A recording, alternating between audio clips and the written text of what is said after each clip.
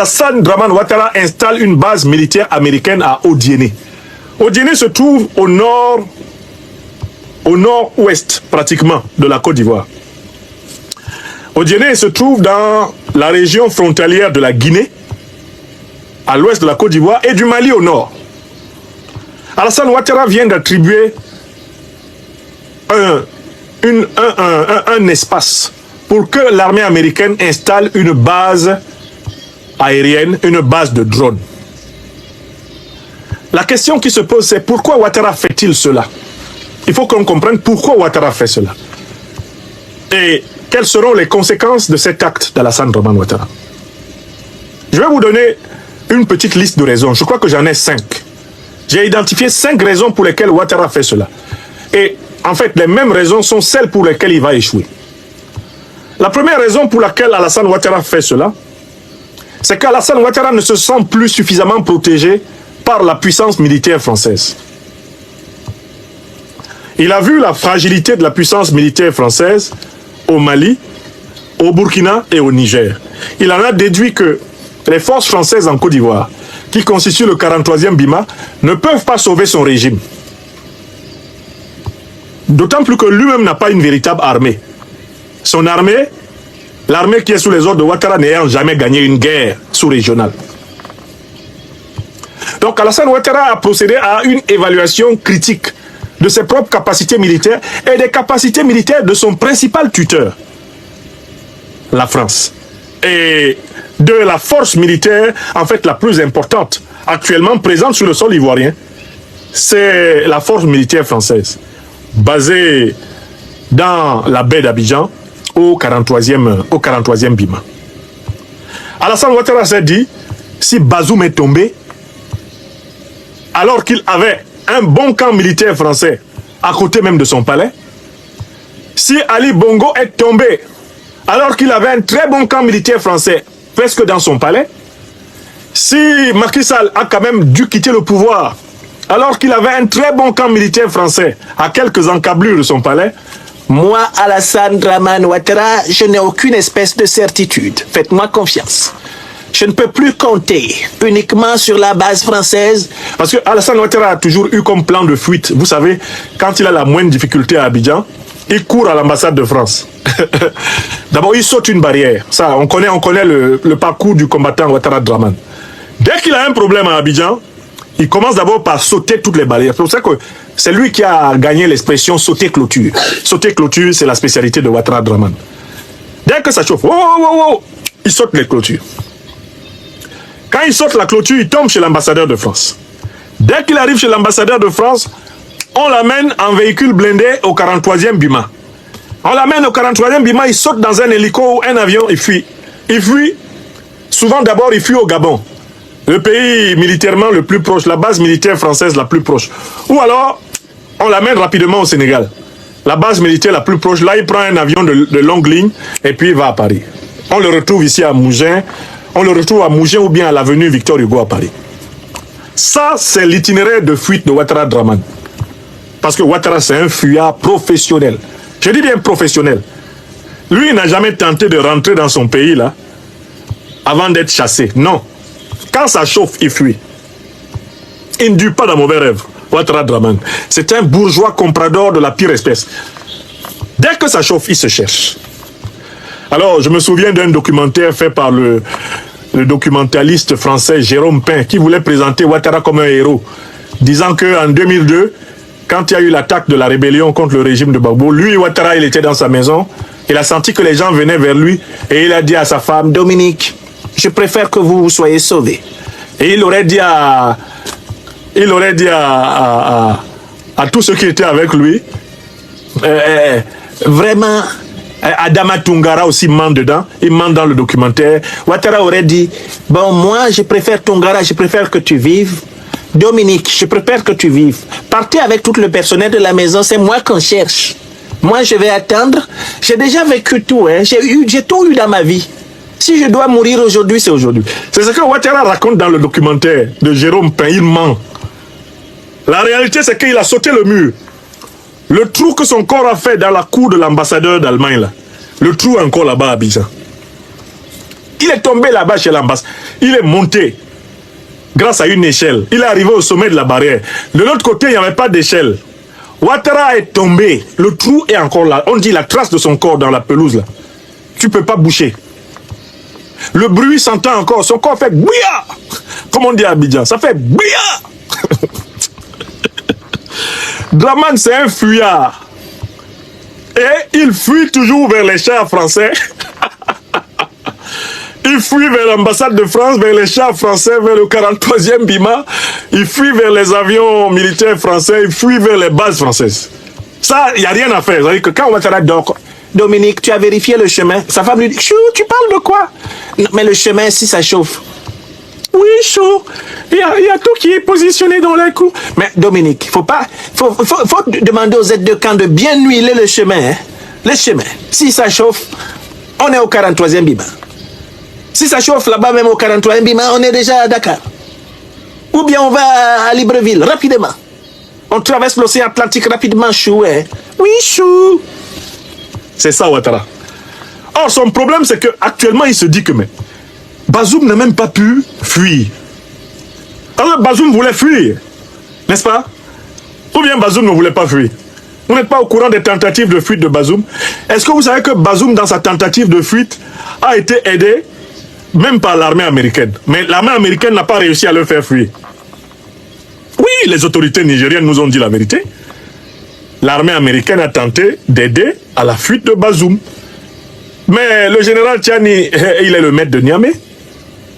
Il a à ses côtés tous les chefs de l'armée, dont le général de corps d'armée Salifou Modi. Les maîtres militaires de Niamey, ils s'entendent comme la ronce en foire. Toi, tu vas fuir où? Donc Alassane Ouattara a regardé le sort de Bazoum. Il a regardé le sort d'Ali Bongo ces derniers temps. Il a regardé le sort de Macky Sall. Il a dit, mais ça fait quand même 3 présidents qui sont tombés alors qu'ils avaient des camps militaires français à côté. Donc moi, Ouattara Dramane, je n'ai pas intérêt à compter dessus. Ça, c'est la première raison. Il veut compléter sa protection par le bouclier américain. N'est-ce pas? Ok. Il y a une deuxième raison pour laquelle Alassane Dramane Ouattara fait cela. Mais Alassane Ouattara est quelqu'un qui a une politique économique essentiellement basée sur la dette, sur l'endettement, le surendettement. Sa spécialité, c'est d'aller dans les marchés financiers, prendre de l'argent, le faire rembourser l'échelonnement sur 60, 70, 100 ans, quand lui sera mort. Les Ivoiriens seront encore en train de payer. Et comme il prend cet argent la plupart du temps à Washington, auprès du FMI et de la Banque mondiale, bon, il a intérêt à donner aux créanciers qui lui prêtent de l'argent les garanties qu'ils auront les moyens de le récupérer. Voilà pourquoi il met la Côte d'Ivoire sous occupation militaire américaine. L'occupation militaire américaine de la Côte d'Ivoire est une forme de garantie que Ouattara donne sur le surendettement de la Côte d'Ivoire. C'est une garantie pour dire aux Américains, vous pourrez vous-même être sur le terrain pour récupérer votre argent. Sous forme de cacao, sous forme de café, sous forme d'anacarde, sous forme de coton, sous forme d'or, sous forme de pétrole, sous forme de gaz. Vous serez vous-même là pour récupérer. Donc, ça c'est la deuxième raison. Ça s'appelle hypothéquer la Côte d'Ivoire pour continuer la saignée du surendettement. C'est la deuxième raison pour laquelle Ouattara fait ça. Troisième raison, extrêmement importante pour Alassane Ouattara. Mais écoutez, Alassane Ouattara a un problème, c'est qu'il est conscient de l'instabilité de son régime. Son régime ne tient pas debout. Alors son régime ne tient pas debout, pourquoi? Parce que son régime ne tient qu'à une personne. Lui, Ouattara. J'espère que vous savez que le RHDP disparaîtra à la moindre annonce de la disparition de Ouattara. Dès qu'on va dire Alassane Ouattara n'est plus, vous-même vous allez voir les gens du RHDP jeter leurs casquettes, ils vont jeter leurs polos, leurs chiffons, leurs effigies, tout, ils vont tout jeter. Les gens du RHDP vont se mettre à chercher les habits de GPS, de PPACI, ils vont commencer à sourire à ceux qu'ils méprisaient. Dès qu'ils apprennent que Ouattara n'est plus là, il n'y a plus le RHDP. Le RHDP, c'est une grande illusion fabriquée pour nourrir le narcissisme fantasmagorique de Ouattara et qui disparaîtra avec lui. Le RHDP disparaîtra avec Ouattara. Le RHDP ne survivra pas une seconde à Alassane Dramane Ouattara. Donc Ouattara sait très bien que son régime ne tient qu'à lui. Et si on lui pose la question, il répond lui-même. Monsieur Ouattara, c'est qui le meilleur? Oh, mais vous allez dire que c'est moi encore qui suis en train de mentir sur lui. Monsieur Ouattara, c'est qui le meilleur? Attendez, je vais vous donner la parole. C'est qui le meilleur? Monsieur Ouattara, c'est qui le meilleur Est-ce qu'il y a quelqu'un qui connaît mieux la constitution de la Côte d'Ivoire que vous? Qui a écrit cette constitution? C'est qui le meilleur, M. Ouattara? Attendez, il faut qu'on lui donne la parole. C'est qui le meilleur? C'est qui le meilleur? C'est qui le meilleur? Ouattara Draman. Ouattara. Ouattara Alassane Draman. C'est qui le meilleur? Venez nous dire. Pour qu'on comprenne très bien pourquoi, après vous, il n'y a plus rien. C'est qui le meilleur? Le meilleur, c'est qui? Attendez, on va trouver sa déclaration pendant un meeting. Je l'avais sous les yeux là. C'est qui le meilleur? C'est qui le meilleur?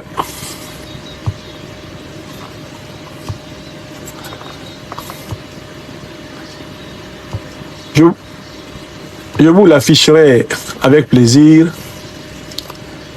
Alassane Ouattara, dans un meeting très célèbre à Abidjan, a proclamé devant tous ses militants qu'il était le meilleur et qu'il était irremplaçable.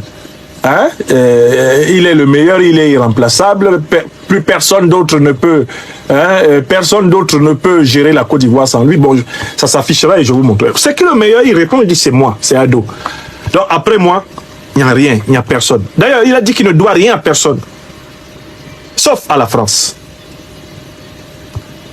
Il y a d'autres phrases de Ouattara. Je ne dois rien à personne sauf à la France.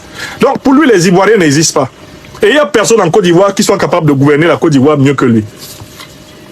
Ni après lui. À la limite que la Côte d'Ivoire n'existe pas après lui, il s'en fout. Donc ce monsieur a ce problème-là. C'est qu'il n'a pas un régime stable. Donc il a besoin de se stabiliser de l'extérieur. Je passe à la quatrième raison. Alassane Draman Ouattara installe cette base militaire à Odiéné parce qu'il veut se donner les moyens de continuer à déstabiliser le Mali, le Burkina Faso et le Niger. Il ne faut pas que vous vous trompiez. Odiéné est placé pratiquement à la frontière entre la Guinée, le Mali et la Côte d'Ivoire. La base qui est placée là, qui va être une base de drones, sera faite pour espionner le Mali, espionner le Burkina et espionner la Guinée qui déjà, de toutes les façons, est gouvernée par quelqu'un qui est un agent du néocolonialisme français et de l'impérialisme américain, Mamadi Doumbouya. C'est ça la quatrième raison. C'est un poste avancé d'hostilité contre le Mali, contre le Burkina Faso et le Niger, bref, contre l'AES. Et c'est un poste de contrôle de la Guinée. Et par extension, c'est un poste de contrôle, vous allez le voir, c'est la cinquième raison, de la zone stratégique visée par l'OTAN depuis très longtemps. Donc, il faut y voir un acte de préparatif de guerre.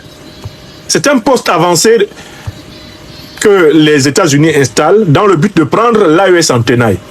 Les États-Unis ont leurs armées qui sont présentes au Sénégal, présentes en Mauritanie, présentes au Maroc. Ils ont leurs armées qui sont présentes dans le sud de l'Algérie. Ils ont leurs armées qui sont présentes dans le sud de la Libye. Ils ont leurs armées qui sont présentes au Tchad. Ils ont leurs armées qui sont présentes au Bénin. Ils ont leurs armées qui sont présentes au Togo. Ils ont leurs armées qui sont présentes au Ghana.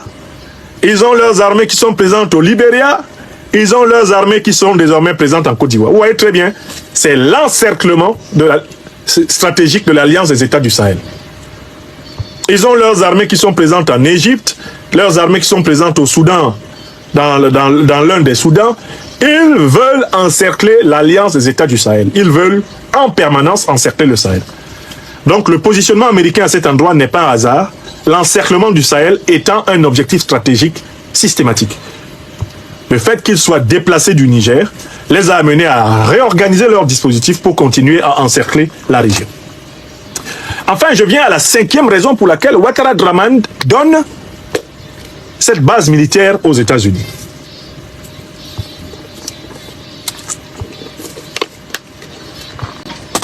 Alors, cela est en raison, en relation avec le plan américain concernant la deuxième zone, non, la première zone maritime la plus riche au monde actuellement.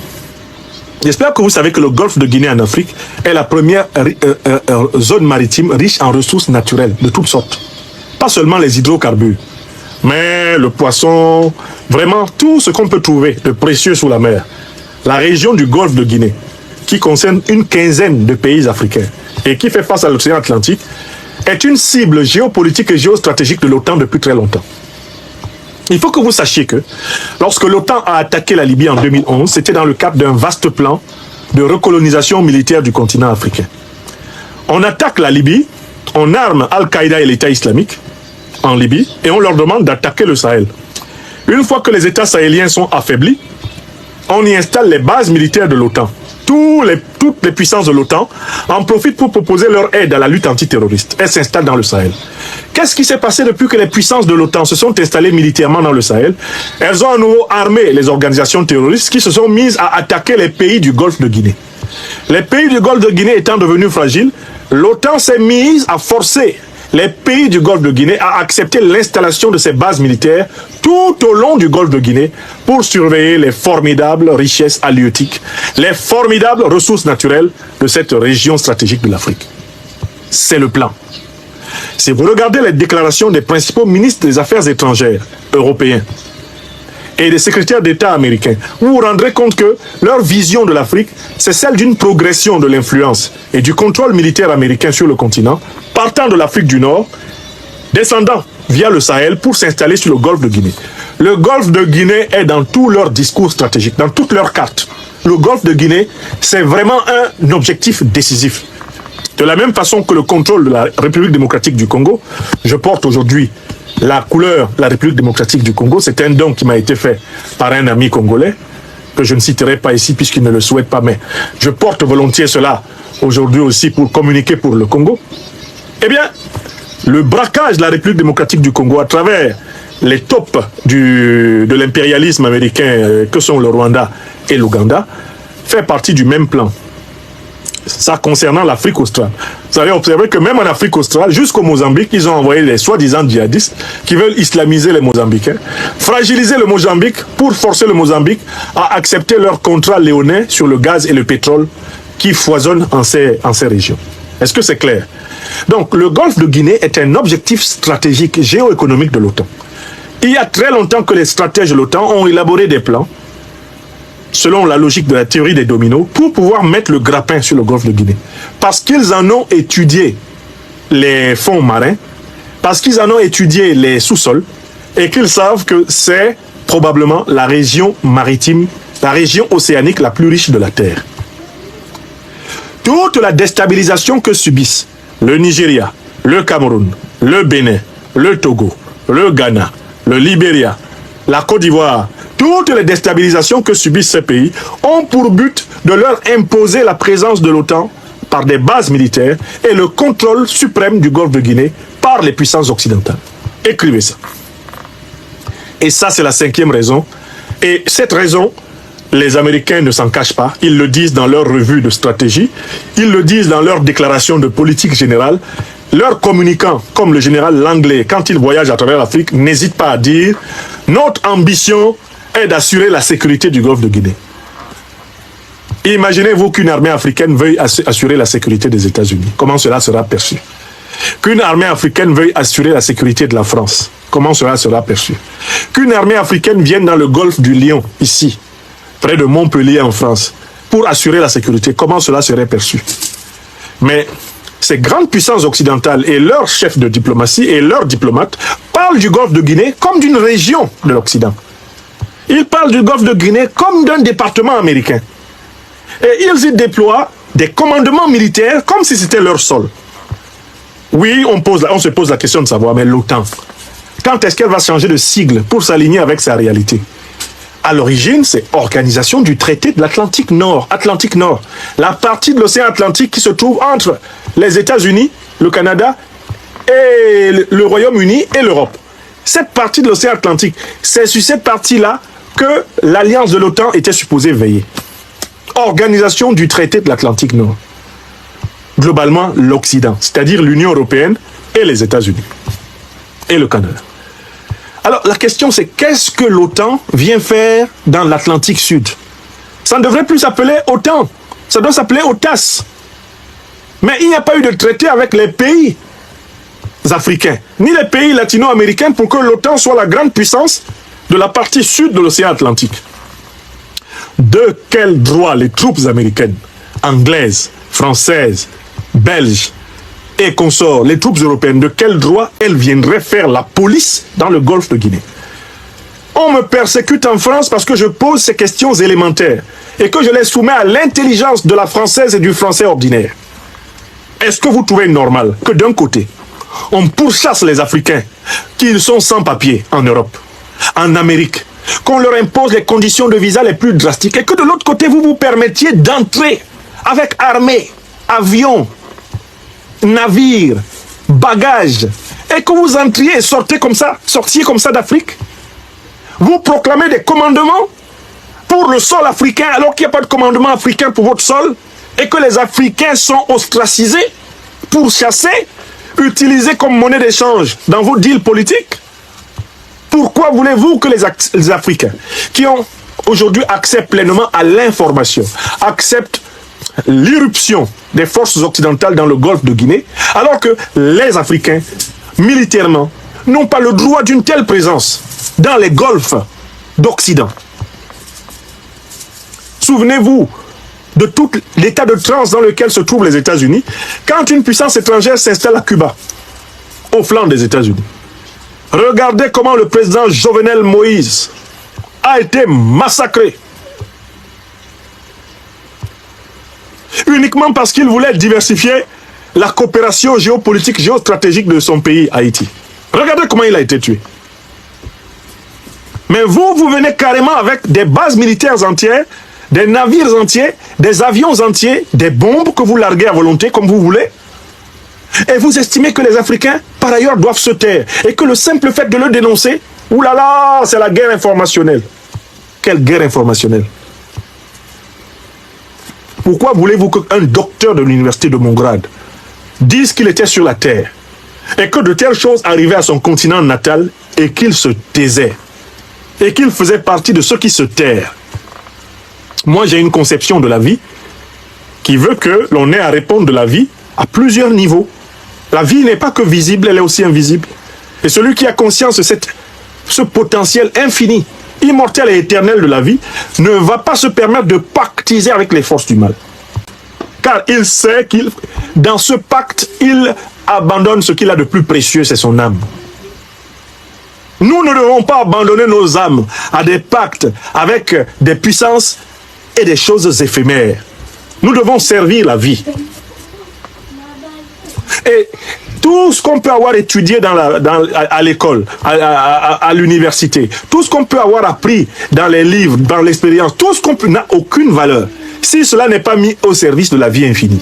C'est-à-dire au service de la fécondité des âmes. Le savoir, la connaissance véritable doivent libérer, ou alors ils ne servent à rien. Ils desservent même celui qui les emploie. Tout ce que tu apprends doit avoir pour but améliorer ta condition et celle de tous tes semblables. Rendre le monde beaucoup plus sensé, beaucoup plus libre, beaucoup plus épanoui. C'est la finalité de la connaissance. Donc nous voyons très bien ce deux poids, deux mesures. D'un côté, l'Occident, barricadé derrière ses lois d'immigration, barricadé derrière ses puissances militaires, barricadé derrière ses navires de guerre, ses sous-marins, c'est son aviation de guerre, barricadé derrière ses missiles nucléaires. L'Occident barricadé derrière sa course au contrôle de la Lune, à la conquête de l'espace. L'Occident déterminé à se défendre. Et qui ne comprend pas que l'Afrique aspire à la même sécurité, à la même dissuasion. Et qui traite les Africains qui se battent pour une souveraineté comparable comme étant des ennemis déclarés de l'Occident, alors qu'ils sont simplement des amis déclarés de leur propre dignité. Si vous respectez un homme qui se respecte, cet homme vous respectera. Si vous respectez un peuple qui se respecte, ce peuple vous respectera. Et c'est l'une des clés de la vie dans le monde multipolaire et partagé auquel nous aspirons.